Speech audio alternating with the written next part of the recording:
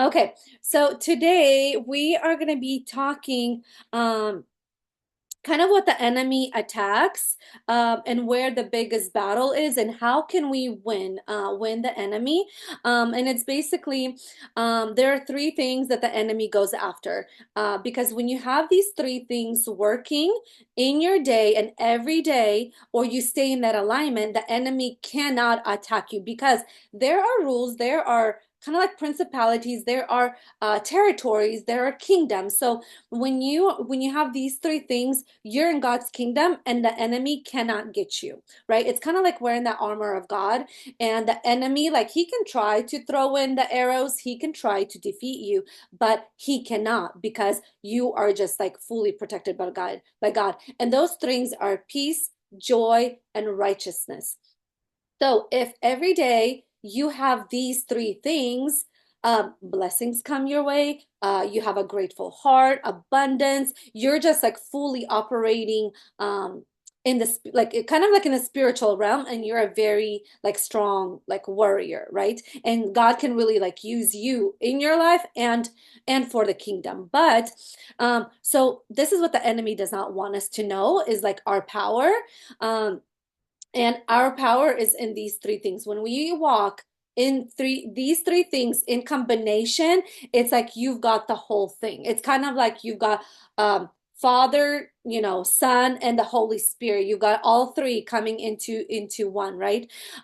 So peace, and I want you guys to write this like down and really remember this and really strive to have all of these three things like every single day. And because now that you're aware, you're going to be watching, okay, what am I not doing today? Is my righteousness kind of like, am I maybe like angry a lot? Or like, I'm not really, I'm kind of like living not so much of a holy life. Like I should be living a little bit more holier, like if I'm really like a child of God, maybe there's some things like I need to be getting rid of, right? Because if you're kind of like one foot in and one foot out with God, God sees all of that. Like he sees like you're not being like honest and like fully with him. So therefore, you can't really get everything that he has meant for your life, right?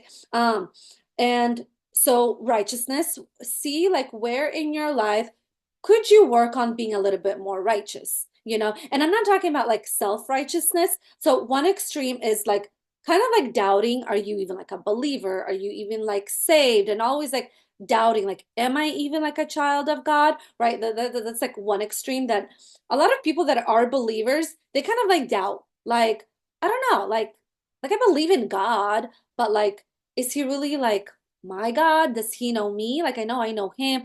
So there's a lot of that doubt around salvation, right? And then there's this other area where it's like self-righteousness, and it's like, well, it doesn't matter what I do if I repent, like God's got me. It's kind of like always like, well, God's got me, right? So those are like the two extremes.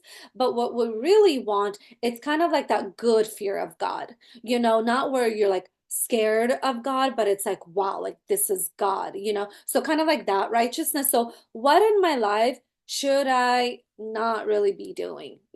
So that the second thing is joy, and the third thing is peace. So what steals your joy and what steals your peace, right? So that's what the enemy is after. And the two biggest thing, why it's kind of called the armor of God, the two biggest things that the enemy also attacks is heart and mind. This is why we have the helmet of salvation and the breastplate of righteousness, right? To protect. So you need the breastplate in order to protect your righteousness, right? And then you need the helmet of salvation. So because this is what he attacks. So if he can attack you through love, and that could be love through your partners, you're not feeling love, so it's love the way you give and the way you receive love. So you could be giving a lot but you're not receiving love, right? So whatever is like love like related, that's what, why is it like God is love, right? Like when we think of God, like God is love and we are made in his image, so therefore like we are love. But why do we struggle with love? Like if we are meant to live in this like state of love, why are we not feeling it? Why is love painful? Like love is not supposed to be like painful, right? So if you protect your heart and your mind, the enemy doesn't have as much like power and control over you. So that's kind of like a big introduction. um, so this is what I've like really been like noticing and kind of I'm like, okay, so how do we protect like these two areas, like the mind and the heart, right? And it's basically if you can kind of like protect the mind, it will protect the heart as well, right? Because when you are kind of like smart and intelligent and you can manage your emotions, it'll kind of like protect your heart as well. So it kind of like goes like hand in hand. Um, and this is where the biggest battle is. The battle is between like you and the enemy. Like, yes, it is between you and your spouse and your partner, but the battleground. So it's actually like enemy versus God, and we are the battleground, and the battleground is our mind. So it's like, what are you going to choose? Are you going to choose the blessing, or are you going to choose to look out how negative your life is? Are you going to choose to think like abundantly and be grateful, or are you going to be like unforgiving and living in doubt and living in fear, right? So this is the battle. What are you going to choose? And I know a lot of people just kind of like I think like a lot of people are used to living in like negativity that when we talk about abundance and gratefulness, and it's like, yeah, yeah, like we get it, like that's cool, but like how do we, each one of us individually, get into that mentality? Like, maybe like to you guys, like little by little, you're starting to see like what I'm talking about because you're starting to apply it into your life. Where before it's like you knew about it, but you didn't really know how to like apply it in your life, right? But as you're beginning to apply it in your life, you're gonna see like major changes. This is kind of like when you begin to go like on a diet, like in the beginning, you don't see much change, but if you're consistent, you will begin to see a change in a week, in two, in three. It starts first in the beginning. You start off with saying no to soda, then you say no to sweets, then later on you say no to like carbs, right? Because if you do all of this in combination, it's going to be very hard to maintain because this is a lot. Like you're putting your body into like a lot of pressure, you're cutting out a lot of things that it's used to, and then on top of that you're adding like exercising, being super fit. Your body's like, what the heck, like we can't do all of this. But if you add like all of these things, like little by little, your body and your brain is like, okay, we can do this, like little by little, like, okay, like I'm comfortable with this, I'm comfortable with this. And so little by little, you begin to shift. I think I like wrote this down because the more you think positively, like in the beginning, you almost like force yourself to like start thinking this way. This is why I started off with the 1% victory. I'm like, what is 1% victory in your life? And it's almost like small and you think it's like not a big deal, but it is a big deal because just the way like your taste buds change when you cut out soda, when you cut out sweets, and then you don't have it for some time, and then like you kind of have like a craving and you go and you try it again. Kind of like when I cut out sweets and then I had like a piece of cake.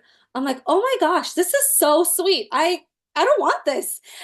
So something that I used to like love and crave, and then when I kind of stopped having it, I tried it again. I'm like, "Oh, like I don't." So the same thing is going to come with your mind. Like the more you begin to think positively, think with a grateful and abundant mentality, the moment you get like a negative thought, you're like, what the heck is this? Like, I don't want this negative thought. Like, ooh, like this is not me. No, thank you. I don't want this. So you begin to like control what thought. So thoughts always come in. The enemy sends thought. It's something you heard. It's something you saw. So, and then like all of these thoughts come in, right? But it's up to you which one you're going to entertain. So the way you feel is determined by the thought that you are entertaining. And so this is why I teach you guys so much on like thoughts because that's the whole like power. Um, it's not which thoughts come into you, but it's which ones you're deciding to entertain, right? And the more you entertain positivity, it's kind of like when I tell you, um, I want to buy a red BMW, and all of a sudden you're gonna start seeing red BMWs everywhere, or I'm gonna start seeing red BMWs because that's the kind of car I want to get, right? Because what you think about, what you focus on gets bigger, right? Where before you never even thought about, I don't even know why I said red BMW. I just kind of came up with that example. But now, now we're all gonna be watching for red BMWs. um, uh, so see, and then it's like now we're talking about positive thinking, and you're gonna be like catching that positive thinking as you're going because we brought awareness to it. Yeah, I'll take a red BMW. Yeah. Um, hey, well, yes, you will have a new re red BMW. Yes, you will. Um, so what you think about gets bigger. The next thing is, I'm kind of like drifting away. Why does God say, like, like he wants us to give the little that we have because there's things that we can control and there's things that God can control. And I feel like a lot of times we try to control the things that we can't control versus controlling the thing that we can control, which is ourselves and which is our thoughts or the thoughts that we entertain. But we want to control our spouses, everybody, our children, when we're not responsible. Like sometimes that's like on God. That's something that only God can do. And so the more we begin to like internalize and be like, you know what? Like, yeah, I'm in a crappy like situation. How can I change this? I can't change this person. I can't change my boss. I can't change my kids, but I can change myself. Do I want to be in this situation? No, I do not. Okay, how do I get out of this? Right? Okay, okay, going back a little bit. Why does God say that he needs a little bit? Like he says, all you need is a mustard seed of faith.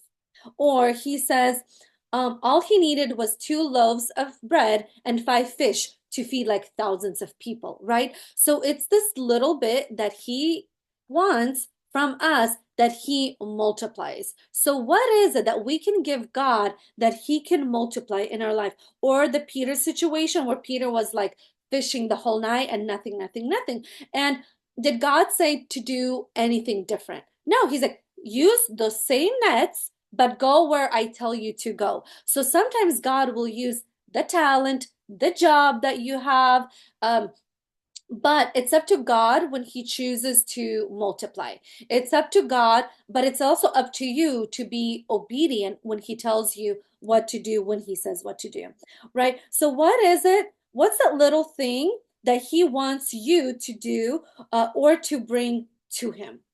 Right? And kind of the example I wanted to give, or like how does faith really work? And it's kind of like I was a stay-at-home mom for like 10 years, right? And I'm like, when my whole situation happened, I was like, what the heck am I gonna do? Like, do I need to go and get a full-time job? But I know if I work like a 9 to 5, my kids are pretty much not gonna have a mom either. Like their dad is pretty much not involved, and then they're not really gonna have me, right? So then it's like I was really trying to see what are my talents that God gave me? What am I good at? What can I do as a stay-at-home mom? Um, and kind of like do from home, right? And as I started like taking control of me and kind of digging into like my calling, and because like I would say for like 2, 3 years, I've really been deepening my relationship with God, where like I'm washing dishes, I'm listening to sermons. I'm cooking food, I've got worship music on. Like I was so soaked in with the presence of God that like now the same walls that used to be prison walls, they are now the walls that bring me money. It's like God can really use your circumstances. So he's using the same wall, the same house that I lived in, the same house where I was abused is now the same place that God is using for the kingdom, and for me to get like a little bit peace. Like, I'm healing hearts, but at the same time, God is like blessing me and He's giving me like finances through all of this. So it really is. So it's kind of like I gave God my nets, right? Kind of like Peter, whatever, like he was in, like he gave the nets. So I gave my home, and my kitchen and, my secret place, which is like my closet, So like this room, like I prayed a lot of prayers in this room, and now this room is used for something else.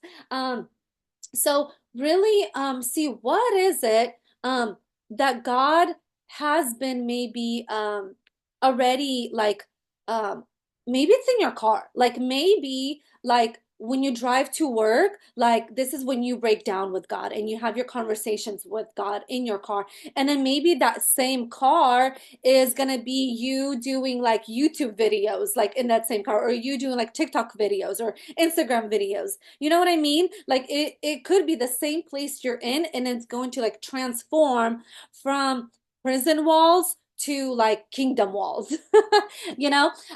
So really like what is it that God wants you to bring? What is your mustard seed? What is your uh two loaves and five fishes? What is it in your life that God wants you to bring? Is that making sense? The analogy that I'm trying to make. Um so God wants you to control, uh-huh, good. God wants you to control what's controllable by you, and that's your thoughts and what thoughts you entertain. Um, you are controlling how you feel based on what you're thinking, kind of like what we talked about. Also, start doing less of externalizing what they are doing and more looking inward. Why am I allowing this in my life? Why is this controlling me, right? Okay. Um, okay. The people in your world mirror to you what areas you need to work on. For example, narcissists will show you that you need to work on boundaries, communication, and to choose yourself more, right? So people are kind of like always like reflecting who we are kind of like on the inside. And this is something I am becoming this is something new to me. It's something I am currently like still like in process of. But I do want to share it with you because like this is huge, because I was like, why do I have so much like narcissists in my life? Like a little like too many that I don't want, right? And because it was showing me that I had a lot of people pleasing. I was too nice. I didn't communicate. I didn't say no when I should have said no. So all of these narcissists were showing me, Irina, we need you to be a little bit tougher. We need you to actually like speak up instead of like saying, okay, I'll do it. And then you're bombarded with all of the stuff that you don't even want to do.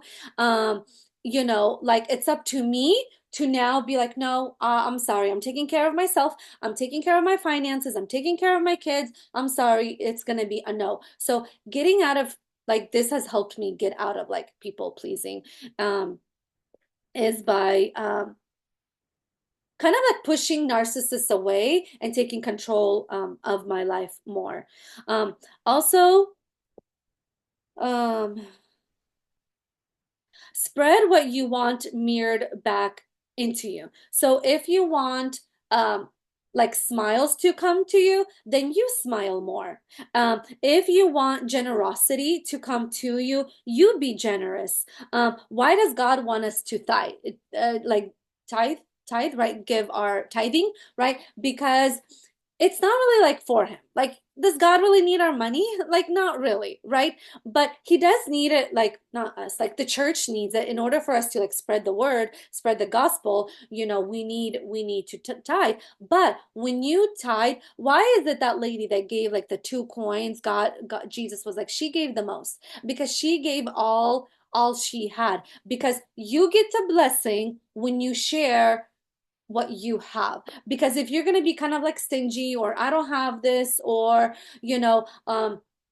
kind of like, well, like I'm in a bad situation and like I need it, but you're not really giving God what's like his, then God is not really gonna like use you or like multiply you the way he could be. But when you're tithing, even like when you're struggling, I mean, God makes ways where and blessings just come out where you don't even like expect it to come out, right? So if you want generosity to come to your life, start spreading. And you know what? Sometimes it's actually like not money. Maybe it's your time. Maybe it's doing for somebody like Like if time is like precious to you and you give somebody like an hour of your time, that's kind of like also important, because that means somebody will give you their time when you need somebody.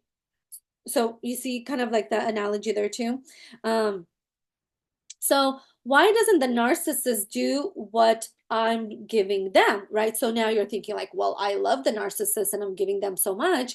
Why aren't they like, why isn't this being mirrored back to me? Why isn't love coming back to me? And it's because this teaches you discernment and to use your intuition and mind and who to give it to. So yes, like sometimes it's like it's kind of where the proverbs kind of comes in and like wisdom. So and this is where like yes, I'm spreading. It's kind of like when you actually I was going to talk about this. um it's kind of like when you smile, not everybody's going to smile back to you. Some people are going to think you're weird. Some people are like, well, what's wrong with them? Why is she like smiling? And some people will smile back to you. And maybe one day, like you're not really like in a smiling mood, but then people start smiling to you. So then you smile back, right? So it kind of comes in from other people that you didn't really like expected. But because you've been sowing that seed, it will come back to you, right? So if you're like always bitter, like all you're gonna see is like bitter, like more things to be bitter about. Or if you are like unforgiving, then you're gonna see more things like not to forgive and like to hold like grudges more, right? So but if you're kind of like less emotionally attached and you just I think I'm getting ahead of myself again. Um, like it's kind of like, you know what? I'm just gonna be me, and this is where like you smile and you don't really care if people smile back at you. You're like,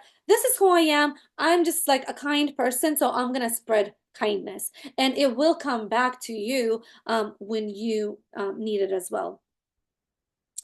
Um, So this is why the narcissist is not giving it back to you because this is where you actually got to use your discernment and be like, okay, well, this person is not giving back to me. Maybe I'm giving somewhere I shouldn't be giving. It's kind of like with Pharisees and Jesus. Jesus was kind of the same to like everybody, but since Pharisees decided they were against him, they were very conniving, right? Conniving or very like sneaky with him. He didn't keep like pouring his love on him. He's like, you know what? You guys heard the truth. You saw the miracles. You saw everything. You know who I am. It's up to you. Take it or leave it. He didn't keep like chasing them. He didn't keep like pursuing them. He's like, okay, fine. You don't want it. Like God didn't like keep chase Judas, right? The man that like whereas like Peter had a whole different like outcome. Like he repented and he was like, oh my gosh, like Lord, like I'm so sorry. Like he repented. Where Jesus didn't really like chase Judas, the one that betrayed him. Like, yes, he was in his circle. Yes, he even washed his feet, but he did not chase him. He's like, this is who I am. I'm gonna be who I am. And um it's that person that like kind of gets to decide, will you smile back to me? People can decide, do they smile back to you when you smile, or do they think like you're weird? Kind of like with Jesus, like he was just doing a good deed and it was up to Judas to be like, you know what, like wow, like it didn't hit him like I'm about to like sell this man, like you know what I mean? Like he decided to still be like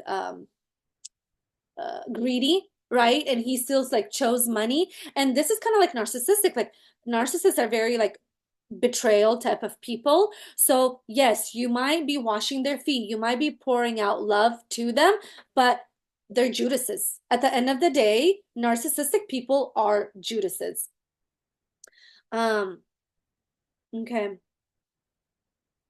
So as adults, we keep learning. So kind of like when we are, but now we're learning like as who humans, like we're always like learning, right? At first, like when we're little, it was like, okay, how do we walk? How do we run? How do we talk? But now that we're adults, we should be learning like self-growth type of stuff. Like, okay, like if this is not really the life that I want to be living, what do I need to change? And it's kind of like what I was saying, like I think I've created like multiple versions of myself where like right now I kind of feel like I want to go through my closet again because I kind of did a whole thing like about 2 years ago where like I really kind of got out of like my mom life, like the leggings and the oversized like t-shirts. I was like, I am done with like mom life.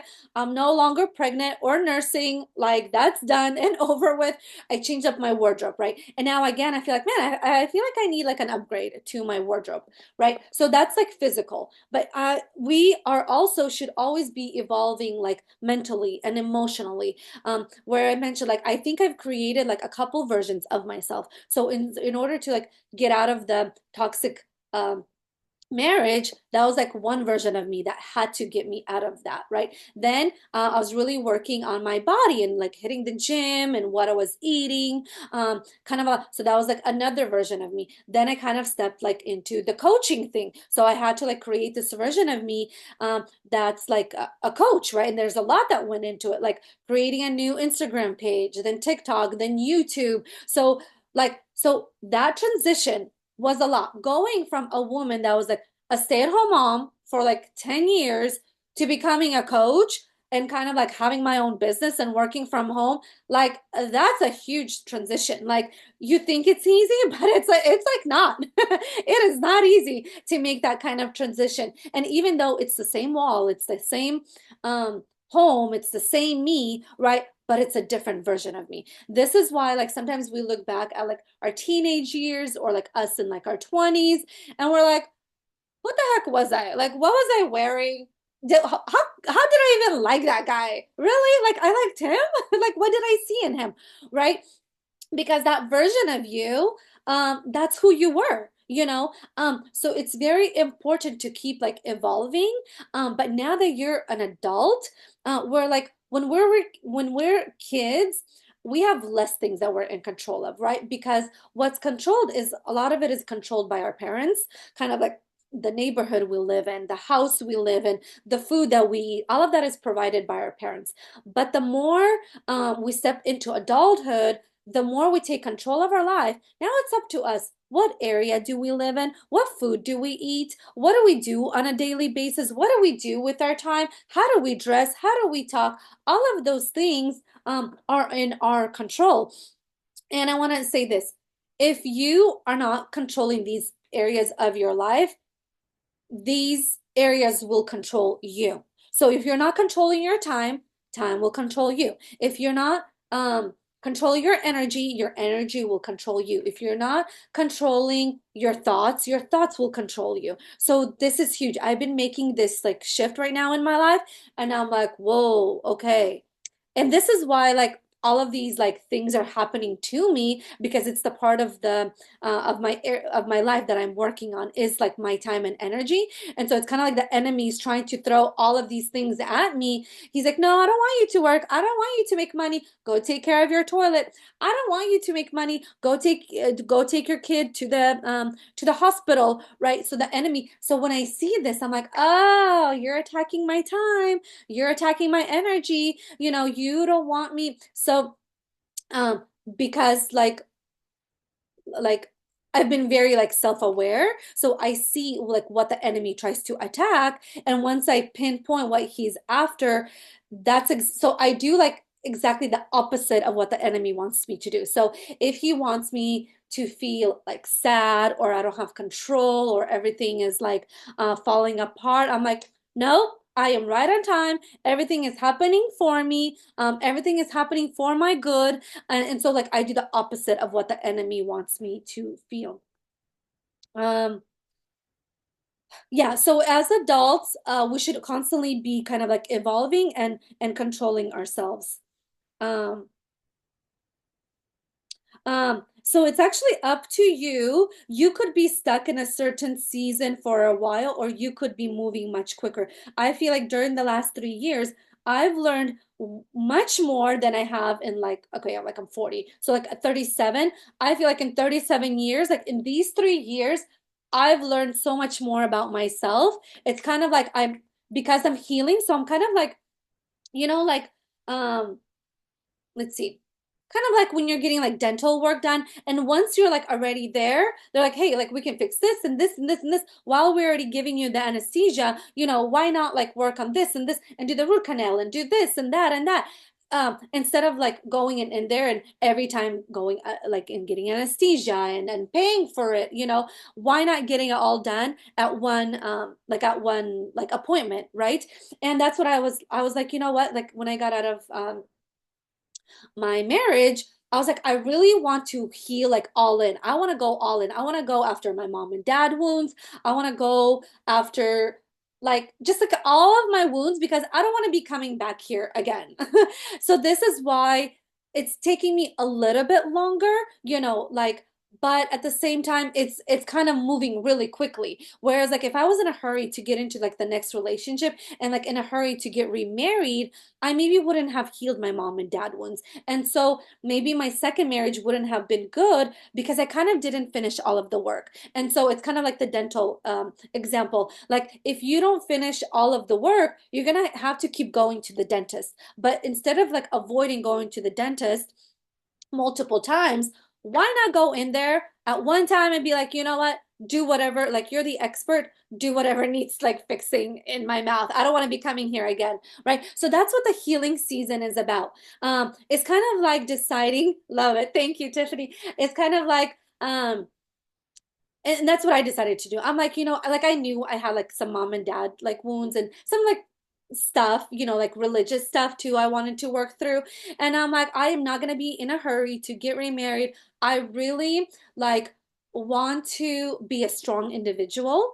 And I want to do this with God. And not that I don't care how long it takes, but because I'm willing to do the work, God kind of like escalates. And even though, yes, it's like 3 years now, but it's like moving. It's kind of like, instead of like rushing somewhere and then you could like lose it all, it's better to like build it little by little. It's kind of like winning the lottery and then like losing it all versus like really building a business, and then even if you lose that business, you already gained all of this knowledge. You already know all of these people. Like you already know what to do. This is why millionaires, when they go bankrupt, they become millionaires again because they know what to do. Right. So I was like, I really want to dive into this. And that's why it's been going slow but steady. Like I know that everything is happening on time. Like I don't want to, you know, like I could have been married, like remarried again, but um I've decided to take more time like on me, and now I see like I'm a whole different arena like like today versus like a year ago, and I'm like I am so glad like I didn't rush into anything because like I could have just capped out here. Now I'm here, and now I'm like, you know what, like I want to be here and here and here. Like this is like not that like I want to be single forever, but I really want to like step into something like bigger, right? And this, and you know what, and it does mean that you're going to be a little bit lonelier. Your friend circle is going to be smaller.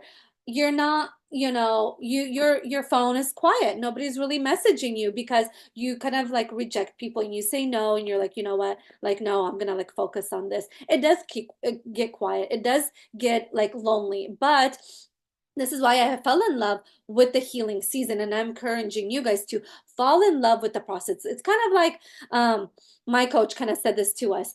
He's like, guys, it's gonna like take a while, so you might as well like camp out. Like pull your tent out, enjoy the ride, cause like we're in here for a ride. Might as well enjoy it. You're already here. The marriage already, you're already in divorce. You're already here. It's kind of like the dentist, right? Um, you're already like at the dentist chair, might as well just get the anesthesia and get it all done, right? Kind of like camp out. And like, would you rather stay at the dentist like 30 minutes longer or 1 hour longer, and get everything done versus coming back to him like multiple times? You have to take time off work, you have to pay for the anesthesia again, right? So it's much more, and then you got to heal from all of it again, right? So it's always like healing, healing, healing, and always time off versus like doing it all in one sitting. Um, okay.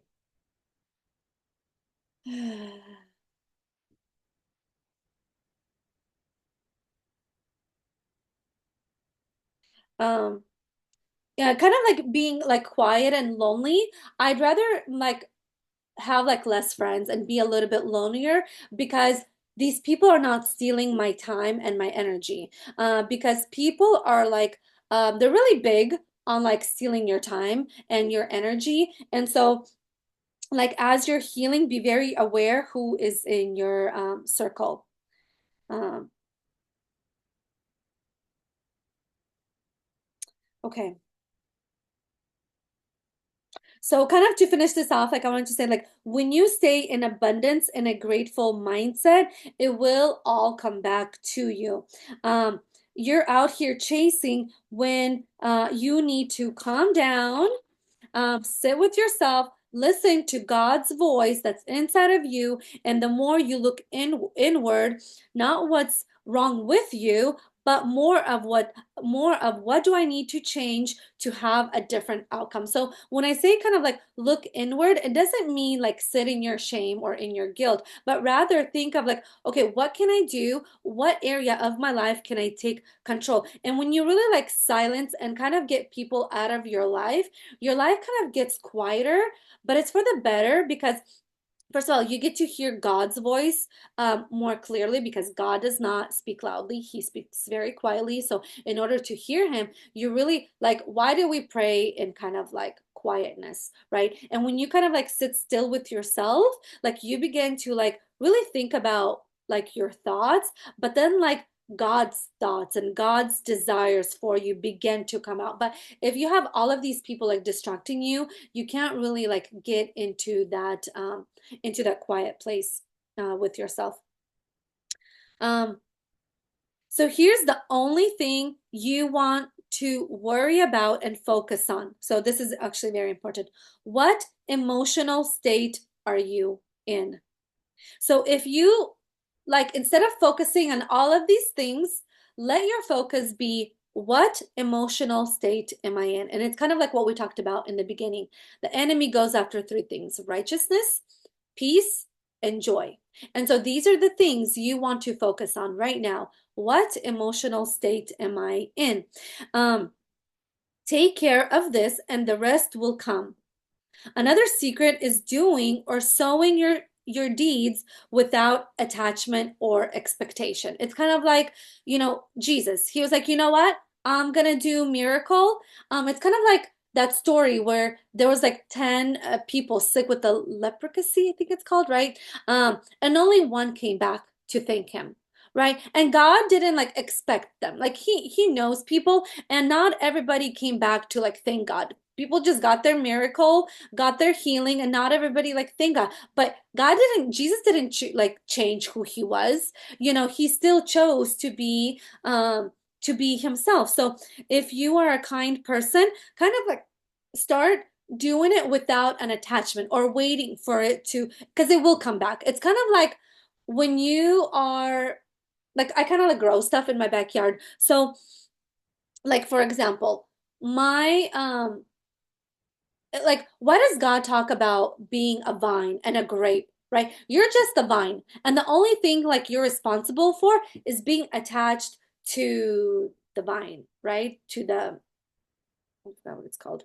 um like you're the branch and he's the vine, right? And you have to be attached. So the only thing you have to focus on is to be attached. So what emotional state are you in to be attached to the vine?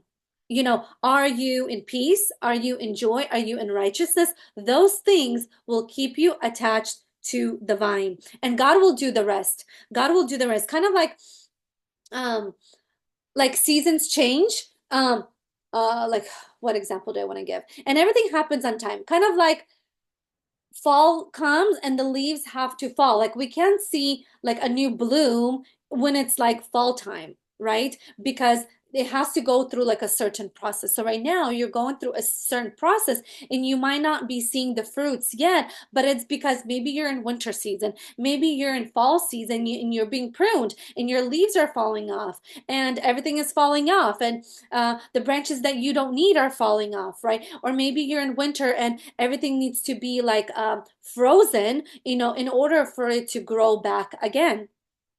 So kind of like that analogy. Um, okay. So another, yeah, so whatever, like if whoever you are, like whatever gifts God gave you, like keep sowing that and it will come back to you. Kind of like the smiling thing. Keep smiling because that's just like who you are, and then in time, like those smiles will come back to you. Also, this builds confidence in yourself. You don't care, you just do the good deed. Kind of like with the smiling. You don't really care if somebody smiles back at you. You just go out there because you're in a good mood, and whoever decides to smile back to you, they smile back to you. You kind of do it without expectation. So let go of the attachment. Um, they have uh, to give it, okay. If you think about it, no. Nobody owes anybody anything. I think that's what I was trying to like right here in my notes. Yeah, the attachment comes and when we feel like people like owe us something. And yes, there are times when people like do owe us something, but the more confident you become in yourself, the more you're like, and this is where like discernment comes in. It's like, okay, if I keep smiling to you and you're not really smiling, to me back, like you're kind of like a grouchy person, I'm gonna smile to this person, and then this person will smile back to me. And this is where like discernment like comes in. Who do I smile to? Who do I give my love to? Is it being giving back? Kind of like relationship like with God. Um, he blesses the ones that choose him, right? Because if you're not building with that relationship, it's kind of like, yes, the sign shines for everybody, but we're all kind of like living here a different life, right? And so, and sometimes the chosen people, who God like, really like works with, sometimes their blessings comes a little bit later. Kind of like, I think I wrote this too. Kind of like there's always like a lonely season where people are like, well, you're a man of God, you're a woman of God. Why is all of this happening to you? But if we really look, everybody that God chose, they had a lonely season. Like Abraham, it took him 100 years to get what God has promised him. Then we have Joseph. Like he had to sit in jail, and kind of get into like that quiet time with God and that lonely time with God. He was sold into slavery in order to be a prime minister in Egypt.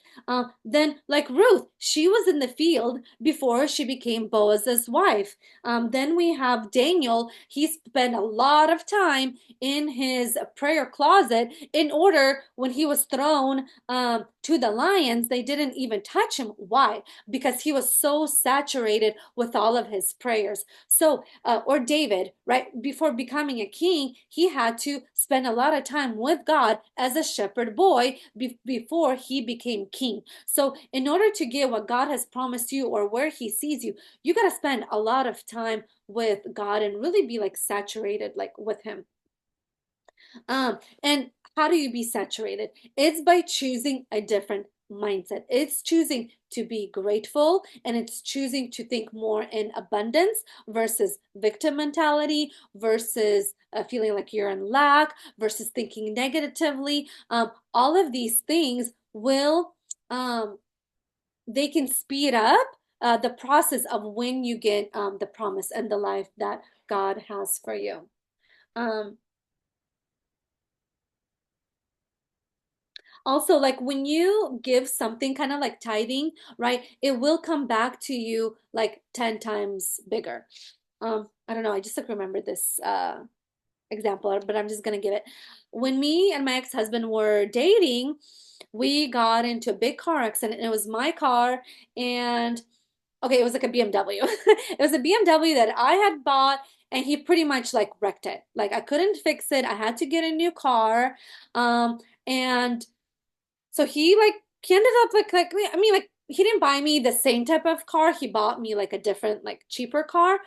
But then the interesting thing is like when we split up, it was like also a BMW, but it was like a new SUV BMW.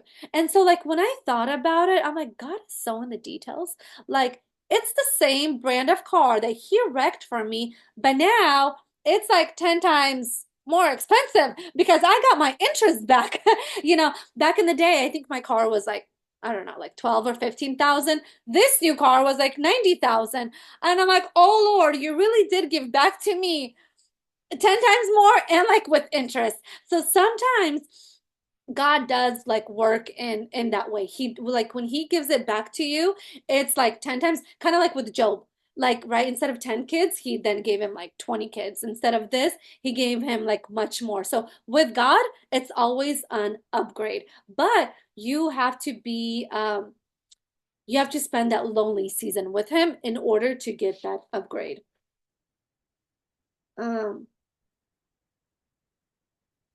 and some little things also that I wanted, like little thoughts that I've been kind of like storing up for you that I wanted to share. It's like, don't be afraid to start. You might like your new self much better. Like, I love this Irina so much more than the people pleasing Irina, than the good girl like syndrome Irina, than, the one that's like too caring. Like, I mean, I'm still a caring person, but I'm no longer chasing. Like, I like this arena so much better. So you never know. You might like the new version of you much more. Um, and now is the time to do what God has told you to do. Um, there's no such thing as failed or wasted.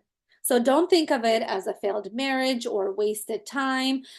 When you walk with God, everything happens on time. Kind of like I wanted to give the example of Moses.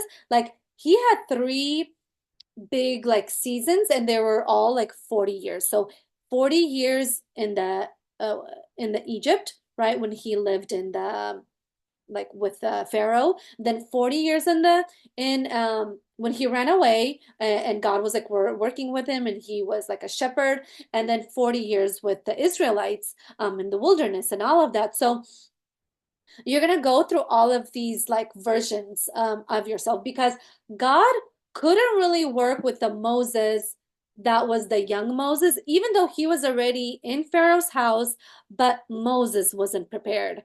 He had to go through that wilderness season, through that 40 years of like living outside of everybody, out of Egypt, out of Israelites. He didn't know where he belonged. He's like, I know I'm an Israelite, but what am I doing with the Egyptians? Like, so he kind of had like an identity crisis. He's like, where do I belong? Like, I know I live in the Pharaoh's house, but like my people are being punished. Like, I want to go protect them. And when he protected them, like he murdered somebody, he killed somebody, to protect his people. And then his people went against him. So he's like, Lord, like, who am I? Right? So he didn't even know like where he belonged. So this might be you. And I feel like this was me at some point too. I'm like, Lord, like, who am I? Like, I feel like religions, like, I was brought up in a very conservative church. So I was like, like, this is very conservative. And I feel like it doesn't really go with the modern day. Like, so who like what psychologists kind of like teach, and these like modern women, they're kind of like, well, you gotta have high standards and you gotta leave your man and you gotta like manipulate them and you gotta know all these like games. I'm like, well, that's not the type of woman I am. Like, I'm a woman of God. But then like when you read about women of God, you're like, okay, you're humble, you're modest. Like, it seems kind of like boring. But then like I really started like diving it in, and I'm like, God, like, I don't want to think the way like people want me to think of who women of God need to be like. They need to be like this humble woman, this conservative woman, this like woman that submits, like it's like belittle her. And I'm like, Lord, I know that's not what you had in mind, right? And so the more I dive in, I'm like, no, women are very powerful. Like everyone, Queen Esther, super powerful. Ruth, Mary, God's mother, Eve, like all of these women had Sarah, right? All of these women had a lot of like power and authority. And I'm like, oh, I want to be that type of like woman of God, right? So it kind of went with like my identity, like who am I, right? And because like I'm an immigrant, I came here, I was like 8 years old. So I was like, am I Ukrainian or am I like Americanized? Am I like an Americanized Ukrainian? Like, who am I? Like I go to a conservative church, but now I feel like I don't really belong there. But then, like, where do I belong? So all of these questions I started like asking myself. And you know what? They got me to my uniqueness, where God was like, exactly who you are is what I'm going to use, because then you can talk to the American people, you can talk to your Slavic culture, you can talk to the conservative people, and you can talk to more of like the more modern date, like more modern dating, right? Because that's the world like we live in. So because of all of these areas that I was like struggling in and I overcame, like that became my unique thing that I can help people in multiple areas. So the more areas like you heal and overcome, they become your uniqueness. Like, for example, because I was like emotionally, physically, sexually, financially abused, I'm able to help men and women in all four of these areas. So it's kind of like that uniqueness is exactly what God wants to use you. For example, like I had a couple clients that were like one was like a military wife, you know, and because I was able to help her, she's now able to help other military wives. You know, then I had a woman that was like Muslim. I can't really speak to the Muslim people. It's not really like my religion, but because she was kind of like both, she was like a Christian Muslim, that woman was now able to kind of help other women that are more Muslim, right? So you see how that works? Like, because we had something in common, I was able to help them. And then we go and we spread into the area that you are like strong in. For example, like I help men, and then some men go and they make their own small groups and help other men. So and this is how like we spread, kind of God was like Jesus, his last words, like he was like, go and spread the gospel, you know. And so there's people that I can help, but then there's people that you can help. There's something unique about you, that you can help others. um um so kind of like to end this, kind of like what I said is, now is the time to do what God has told you to do. There's no such time as failed or wasted. What kind of version of yourself are you building? Is it a depressed version of you, an anxious one, a fearful, or is it a blessed and abundant one? So it's important to feed yourself daily, not just like physically, but spiritually and emotionally. This is why just going to church on Sunday is not enough. This is why you need to be connected to the Lord pretty much daily, maybe through a worship song, a sermon, something that's spiritually like feeding you, um, because the spiritual realm is really, and it's the one that's attacking you, it's the one that's attacking your mind. So in order to overcome the mental battle that you cannot see, you have to fight it also in the realm that is not seen, which is the spiritual realm. um and important of like, why do I tell you guys to be kind of like disciplined, and kind of like journaling and praying, right? And it seems kind of like boring. You're like, what does this even have to do with like breakup or like relationships? But it does, because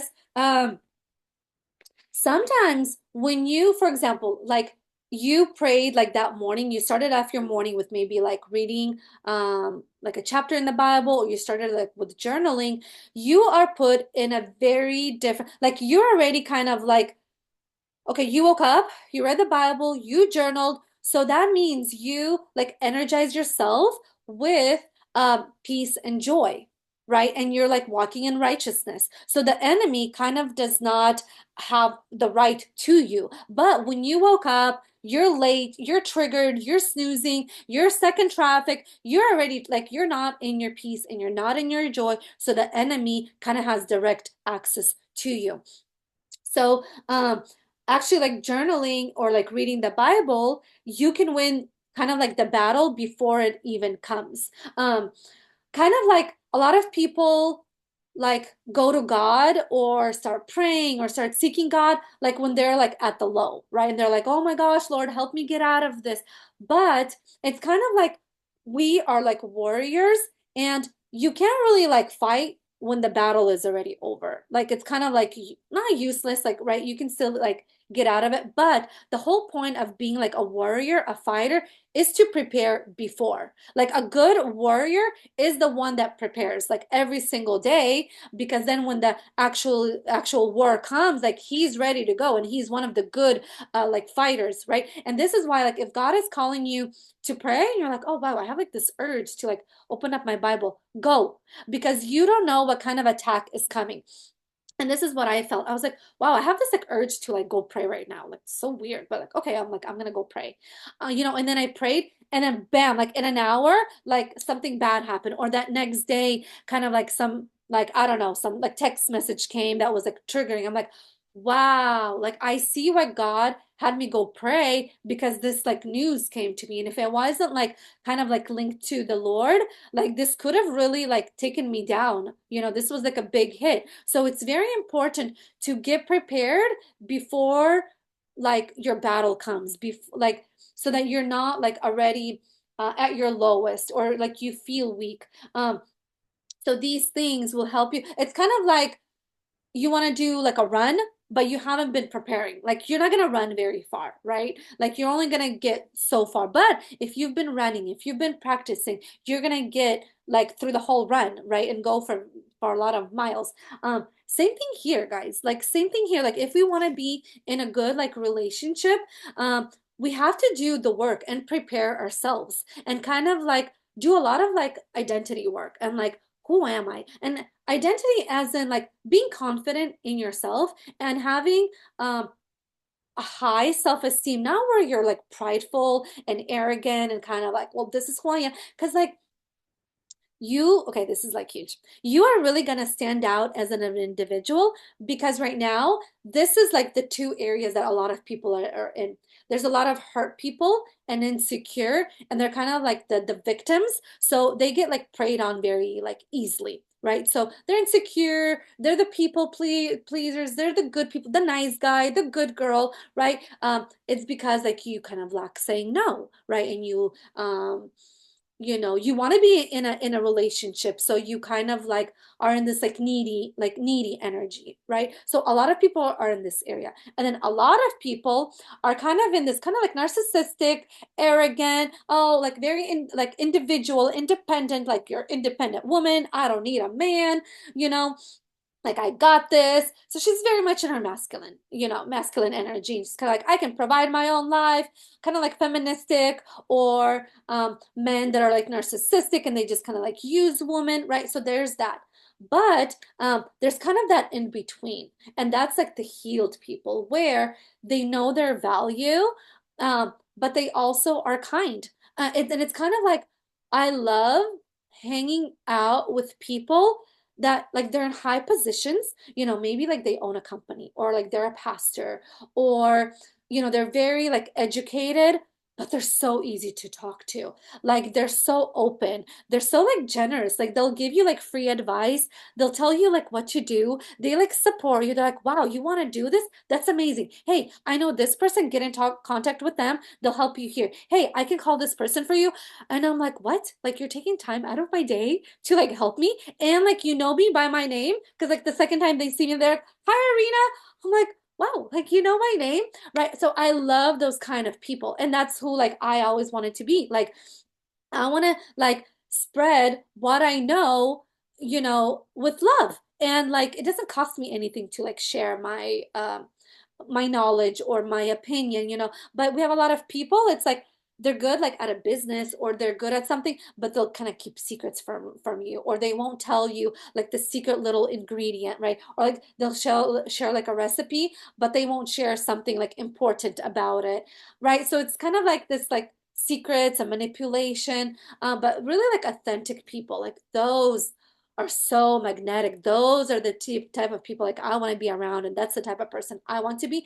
And so when people are around you, why I talk about like creating your aura is because people will say, wow, like you're different. And they're not gonna like want to take like advantage of you, because I'm gonna say like I've seen people take advantage of me when I was a people pleaser, when I was insecure, when I was wounded, like out of my relationship. I was kind of like insecure. I was like, oh my gosh, I came out of like an abused marriage, and I would like tell people my problems.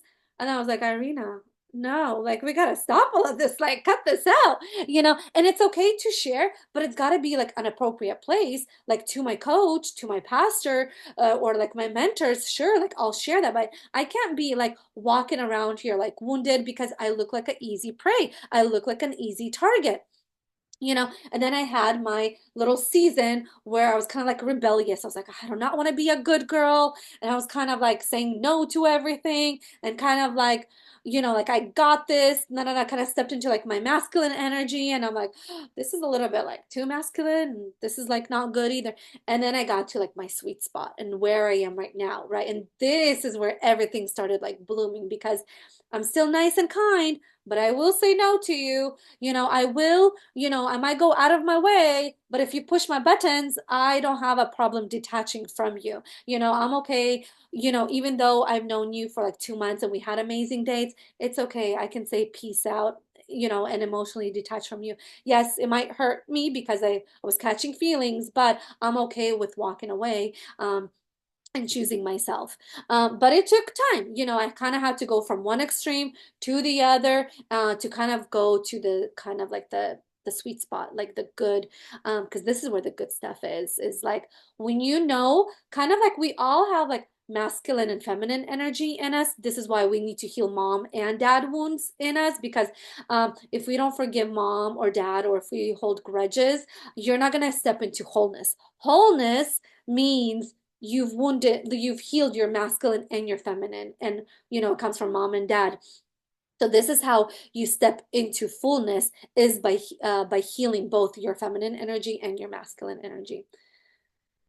Okay, so that's it for today. I hope you find this useful and you can use this in your life.